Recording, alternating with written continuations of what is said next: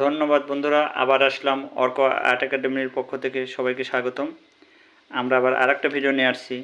আজকে আরেকটা পাতা দিয়ে আরও কিছু পাতা দিয়ে আমরা পাখি আঁকানো দেখাবো। যেমন এখানে আরেকটা পাতা নিলাম, এই পাতা থেকে দেখে এই পাতার নিচে আরেকটা পাতা আমরা নিয়ে নিলাম।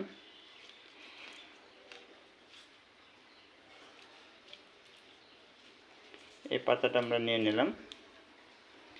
এই পাতাটার এই নিচে আমরা এখানে একটা পাতা নিতে পারি, এখানে একটা পাতা নিতে পারি। আমরা যেমন এইখানে আমাদের আরেকটা পাতা নিতে পারি, আমরা এই পাতা আমরা নিতে পারি।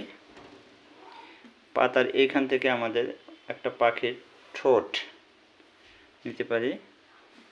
এই পাতার এখান থেকে আমরা আরেকটা পাখির চোখ আঁকাই দিতে পারি। যেমন পাখির চোখ বানায়, এখানে পাখির চোখ, এইটা গাছের পাতা দিয়ে আমরা এইখান থেকে গাছের পাতা আমরা পাখনা বাঁকাই দিতে পারি।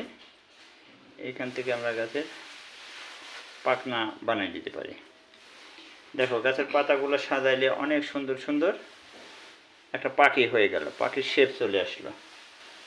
এখন একটা জিনিস দেখি যে পাতা দিয়ে যে কত সুন্দর সুন্দর জিনিস আকৃতি বানানো যায়, এগুলা কাজ করলেই তোমরা বুঝতে পারবা।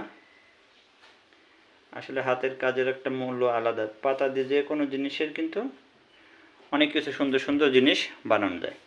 দেখো, সুন্দর একটা পাখি দেখানো যাচ্ছে।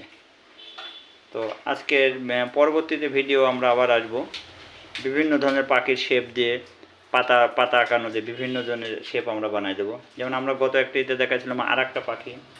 তো পাখি আঁকানোর বা বিভিন্ন জিনিস আঁকানোর এটা শেষ নেই, ভিন্ন ভিন্নভাবে আমরা পাখি আঁকতে পারি। তো সেই ক্ষেত্রে দেখা যাচ্ছে যে ছোট ছোট জিনিস দিয়ে কিভাবে পাখি আঁকানো যায়, কিভাবে পাখির ঠোঁট আঁকানো যায়, কিভাবে পাখির আঁকানো যায়, পাখির বডি আঁকানো যায়, সেটা দিয়েও কিন্তু আমরা এখানে কিন্তু অনেক ভিডিওগুলো পরবর্তীতে কিন্তু আমরা দেখাইছি।